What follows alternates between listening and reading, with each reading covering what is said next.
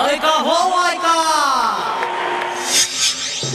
मध्ये एवढी तफावत पडायला लागली की 1000 मुलं जेव्हा जन्माला येतील त्यावेळेस आमच्या तिथं 850 मुली जन्माला येतील.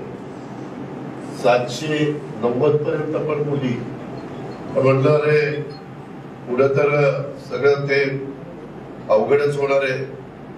पुढं काही द्रौपदीचा विचार करावा लागेल का काय असा प्रसंग त्यावेळेस कधी येईल. त्याच्यातला गमतीचा भाग जाऊ दे, नाही तर त्याच्यातच मला तिथं देतील अजित पवारांनी द्रौपदीचा अपमान केला. अपमान नाही मला ऐका हो ऐका